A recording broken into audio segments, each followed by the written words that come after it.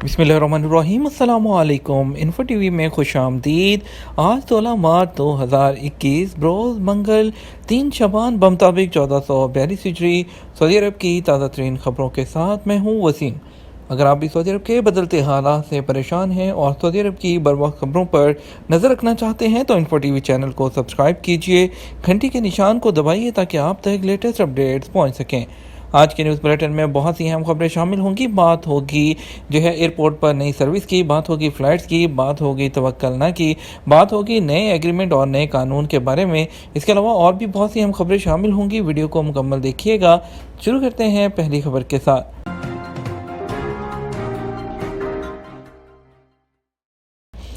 हरम मक्की में शिकायत के लिए व्हाट्सएप सर्विस का इजरा। हरमैन शरीफैन इंतज़ामिया ने हरम मक्की में शिकायत की रजिस्ट्रेशन के लिए व्हाट्सएप की एक नई सर्विस जारी कर दी। सबक वेबसाइट के मुताबिक इंतज़ामिया ने कहा है कि व्हाट्सएप सर्विस उम्रा पर आने वाले को पेश की जाने वाली सहूलतों के अलावा हरम मक्की में अगर आपको किसी भी किस्म के शिकायत हो तो उसके लिए आप इस तरफ तवज्जो दिला सकते हैं। इस सर्विस का मकसद फौरी और बर वक्त कार्रवाई है ताकि इस सहूलत से लोग फ़ायदा उठा सकें। हरमैन शरीफैन इंतज़ामिया का कहना है कि व्हाट्सएप सर्विस ऑटोमेटिक सिस्टम के तहत होगी, जिसमें कंप्लेन करने वाले को ऑटोमेटिक सिस्टम के तहत जवाब दिया जाएगा। वाज़ेह रहे कि हरमैन इंतज़ामिया ने इससे पहले टोल फ्री नंबर 1966 जारी किया था, जिसके ज़रिए किसी भी किस्म की शिकायत या काबिल तवज्जो बात की निशानदही की जा सकती है।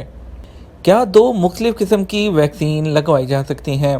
वज़ारत सेहत ने कहा है कि 2 तरह के मुख्तलिफ़ वैक्सीन लेने के लिए ज़रूरी है कि उनके दरमियान 14 दिन का वक्फा हो। सबक वेबसाइट के मुताबिक एक शख्स ने वज़ारत सेहत के ट्विटर अकाउंट पर सवाल किया कि इन्फ्लुएंज़ा की वैक्सीन लेने के बाद क्या कोरोना वैक्सीन लगवाई जा सकती है। इस पर वज़ारत ने वजाहत की कि मुख्तलिफ़ किस्म की वैक्सीन महदूद वक्त के दौरान लगवाने के क्या असरात हो सकते हैं। इस पर कोई भी ऑथेंटिक रिसर्च नहीं है। ताहम बेहतर यही है कि अगर कोई शख्स किसी भी किस्म की वैक्सीन लगवा रहा हो तो दूसरी वैक्सीन लगवाने से पहले कम से कम 14 दिन का वक्फा देना चाहिए। वज़ारत ने कहा, हम इसी चीज़ का ज़ोर देकर मशवरा देते हैं कि इन्फ्लुएंज़ा या किसी भी किस्म की वैक्सीन लगवाने वाला अगर कोरोना की वैक्सीन लगवाना चाहता है तो उसे चाहिए कि दोनों के दरमियान मुनासिब वक्फे का एहतमाम करें। वैक्सीन वायरस से बचाव के निज़ाम को कैसे मजबूत बनाती है? सऊदी वज़ारत सेहत ने कहा कि वैक्सीन की पहली खुराक के चंद दिन बाद जिस्म और वैक्सीन के दरमियान हम आहंगी शुरू होती है और आपका जो मुदाफ़ती निज़ाम होता है, जो इम्यून सिस्टम होता है, वो तैयार होना शुरू होता है। ताहम ये तब्दीली हर जिस्म में यकसा अंदाज और यकसा वक्त में नहीं होती, हर किसी के बॉडी में फ़र्क होता है। अखबार 24 के मुताबिक वज़ारत सेहत ने दरियाफ़्त किया गया था कि कोरोना वैक्सीन से जिस्म किस तरह से मानूस होता है और वैक्सीन इंसानी जिस्म में वायरस से बचाने के लिए निज़ाम को किस तरह मजबूत बनाती है। आगही प्लेटफॉर्म जिसका नाम अश बसाहा है, उस पर बयान में वज़ारत सेहत ने बताया कि वैक्सीन की दूसरी खुराक के 1 से 2 हफ्ते बाद जिस्म और वैक्सीन के दरमियान हम आहंगी का सिलसिला शुरू हो जाता है। आहिस्ता आहिस्ता कोरोना वायरस से जो आपका जिस्म का इम्यून सिस्टम, जो मुदाफ़त का निज़ाम होता है, वो तैयार होने लगता है। वैक्सीन लेने के बाद 1 से 2 माह के दौरान वैक्सीन जिस्म में कोरोना से तहफ़्फ़ुज़ का निज़ाम कायम कर देती है।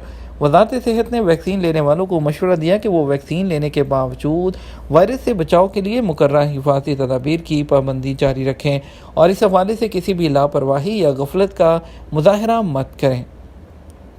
तवक्कलना में मोबाइल नंबर कैसे तब्दील हो सकता है? तवक्कलना एप्लीकेशन इंतज़ामिया ने बताया है कि अगर कोई सारिफ़ तवक्कलना में अपना मोबाइल नंबर तब्दील करना चाहता है तो उसके लिए उन्होंने क्या करना होगा। तवक्कलना एप्लीकेशन के ट्विटर पर जो सवाल किया गया कि अबशर में अपना नंबर तब्दील करने पर क्या तवक्कलना में दोबारा रजिस्ट्रेशन करना होगी या खुद तवक्कलना नंबर तब्दील हो जाएगा। इसका जवाब देते हुए तवक्कलना एप्लीकेशन ने बताया कि एप्लीकेशन में वही नंबर होगा जो अबशर में रजिस्टर्ड है। अबशर में नंबर तब्दील करने पर तवक्कलना में दोबारा रजिस्ट्रेशन करना होगी। किन सूरतों में गैर मुल्की को मुलाजमत तब्दील करने की इजाज़त है? सऊदी अरब में माहिर इक़्तिसाद अली अल हाज़मी ने कफ़ाला कानून के ख़ात्मे से सऊदी अरब लेबर मार्केट पर पड़ने वाले जो असरात हैं उसका जायज़ा लिया है। अल अरेबिया नेट के मुताबिक अल हाज़मी ने कहा कि नए कानून से सऊदी लेबर मार्केट में मुकम्मल तवाज़ुन कायम हो जाएगा।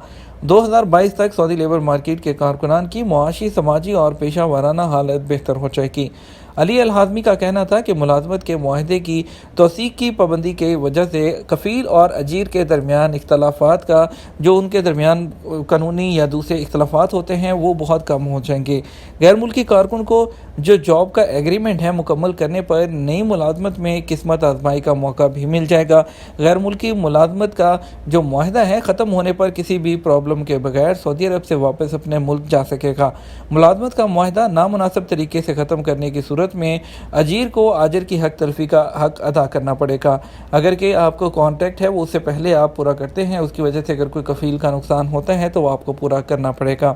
یاد رہے کہ سعودی عرب میں نئے قانون کے نفاذ کے بعد غیر ملکیوں کو مختلف سہولتیں فراہم کی جائیں گی، جن میں آپ جاب چینج کرنے کا سب سے بڑا اختیار آپ کے پاس ہے۔ وزارت افرادی قوت نے ان 8 وہ صورتوں کی وضاحت کی ہے جن میں غیر ملکی کارکن اپنے جو موجودہ کفیل ہے اس کی اجازت کے بغیر اپنی جاب چینج کر سکتا ہے۔ عام حالات میں غیر ملکی کارکنوں کو ملازمت تبدیل کرنے سے پہلے موجودہ کفیل کے پاس 1 سال کام کرنا ہوگا۔ وزارت نے ملازمت میں تبدیلی کی جو صورتیں بیان کی تھیں ان میں ایک یہ ہے کہ کفیل کے پاس غیر ملکی ملازم کے ساتھ ملازمت کا اگر کوئی معاہدہ نہ ہو تو غیر ملکی کو کسی دوسری جگہ منتقل ہونے کی اجازت ہوگی۔ ہر آجر کو یعنی کہ کفیل کو غیر ملکی کارکن کے ساتھ سعودی عرب پہنچنے کے 3 مہینے کے اندر ملازمت کے جو ایگریمنٹ ہے اس کی توثیق کی مہلت دی جائے گی۔ غیر ملکی ملازم کو مسلسل 3 مہینے تک تنخواہ نہ دینے کی صورت میں بھی وہ جاب چینج کر سکتا ہے۔ غیر ملکی کارکن کا ورک پرمٹ یا اقامہ ختم ہو جانے پر بھی ملازمت تبدیل کر سکے گا۔ کفیل کے لاپتہ ہونے پر وہ سفر کی وجہ سے ہو یا جیل جانے کی وجہ سے یا کفیل کی موت ہو جائے یا کسی اور وجہ سے تو بھی وہ اپنی جاب چینج کر سکتا ہے۔ غیر ملکی کارکن کی جانب سے کفیل کے خلاف تجارتی پردہ پوشی کی رپورٹ پر بشرطے کہ رپورٹ کرنے والا کارکن اس کاروبار میں شریک نہ ہو۔ ایک صورت یہ بھی ہے کہ انسانی سمگلنگ کا الزام ثابت ہو جائے۔ کفیل اور غیر ملکی کے درمیان اگر اختلاف پیدا ہو جائے تو صورت میں عدالت میں آجر یا اس کے نمائندے کے نہ پہنچنے پر تاہم اس بات میں یہ صورت یہ معتبر ہوگی جب آجر یا کفیل باقاعدہ اطلاع ملنے پر مقدمے کی 2 تاریخوں پر خود آئے اور نہ اپنے کسی نمائندے کو بھیجے۔ یہ بھی اسی وقت لاگو ہوگا جب کارکن کے ساتھ جو لڑائی ہے اس کو طے کرانے پر کفیل خود آئے اور نہ ہی کسی اپنے بندے کو بھیجے۔ موجودہ کفیل کی طرف سے رضا کارانہ طور پر غیر ملکی ملازم کے ٹرانسفر کی منظوری کی صورت میں بھی وہ جاب چینج کر سکتا ہے۔ لاہور کے ویزے پر آنے والا غیر ملکی ڈینٹسٹ بن گیا۔ سعودی عرب میں محکمہ صحت نے ریاض میں سیکیورٹی فورس کے تعاون سے دارالحکومت کے پرانے طرز کے ایک محلے میں ڈینٹل سینٹر پر چھاپا مارا ہے جسے غیر ملکی کارکن غیر قانونی طریقے سے قائم کیے ہوئے تھے۔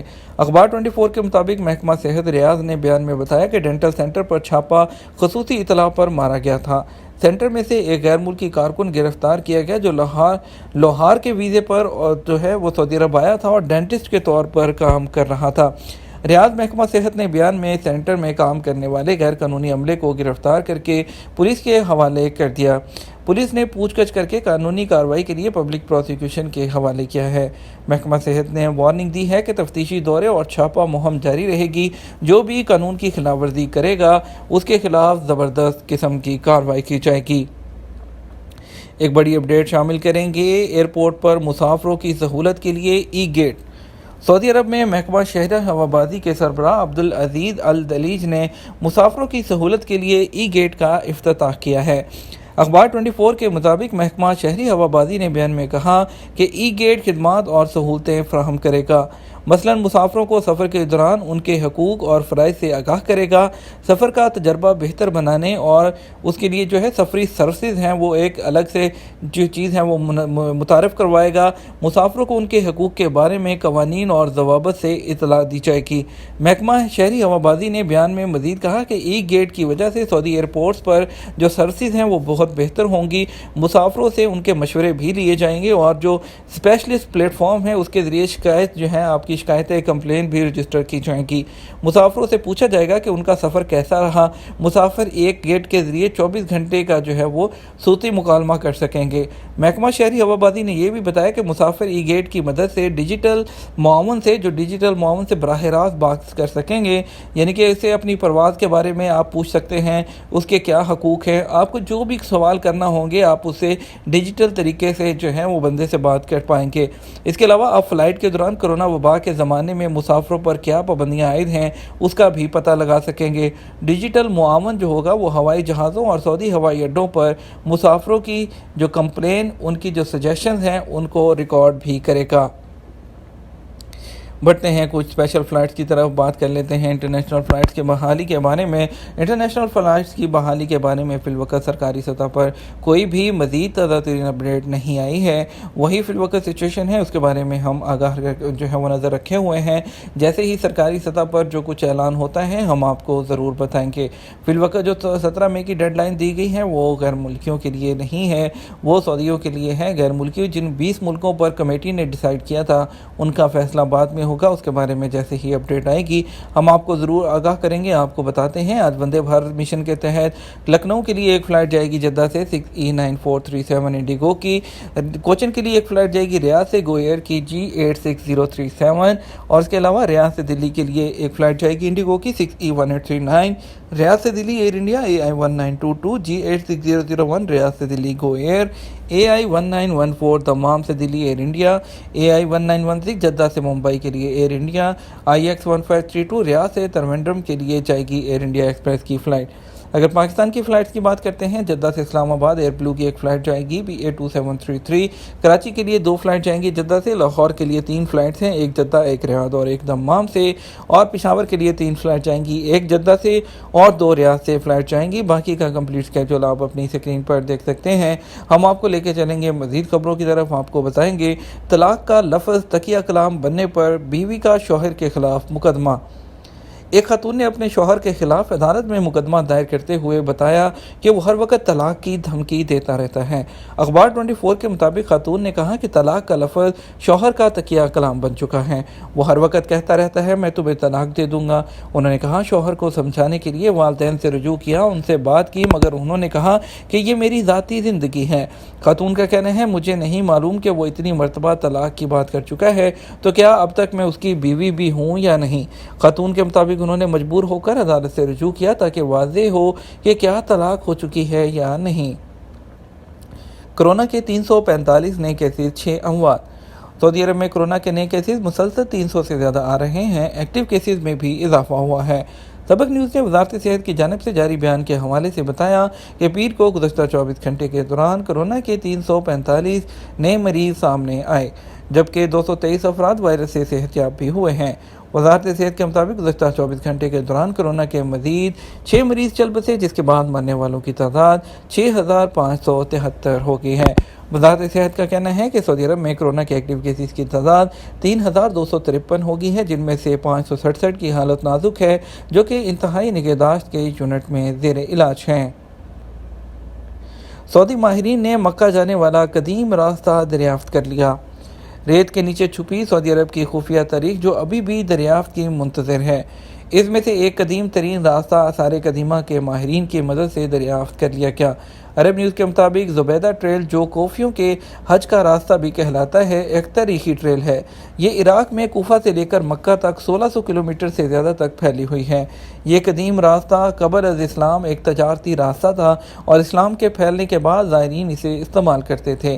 حال ہی میں ٹریل پر کھدائی کا سلسلہ شروع کیا گیا، خاص کر حائل کے علاقے میں۔ آثار قدیمہ کے ماہرین اس راستے کے تفصیلی معائنے کے لیے تیار ہیں، جو کسی زمانے میں ہر سال ہزاروں زائرین استعمال کرتے تھے۔ حال ہی میں سعودی وزارت سیاحت نے حائل یونیورسٹی کے آثار قدیمہ کے ماہرین اور غیر ملکی ماہرین کو فائد اور آل بیت میں موجود جگہوں کی کھدائی اور معائنے کی اجازت دی تھی۔ مزید 11 مساجد بند، 3000 مساجد کی سینیٹائزنگ کے لیے معاہدہ۔ سعودی عرب میں وزارت اسلامی امور اور دعوت و رہنمائی نے سعودی عرب کے 7 علاقوں میں 11 نمازیوں کے کرونا وائرس میں مبتلا ہونے پر عارضی طور پر 11 مساجد کو بند کر دیا۔ سبق ویب سائٹ کے مطابق گزشتہ 36 دن کے دوران سعودی عرب میں 286 مساجد بند کی جا چکی ہیں، جن میں سے 273 کو سینیٹائزنگ کے بعد کھول دیا گیا۔ یہ تھا ہمارا اب تک کا نیوز بلیٹن۔ آپ مزید خبروں کے لیے رات جو ہے وہ شام 6 بجے کا نیوز بلیٹن دیکھ سکتے ہیں۔ اس کے ساتھ ہم آپ سے اجازت چاہیں گے، ویڈیو کو لائک اور شیئر کر دیجیے گا۔ آپ کے قیمتی وقت کا شکریہ، اپنا خیال رکھیے گا۔ السلام علیکم۔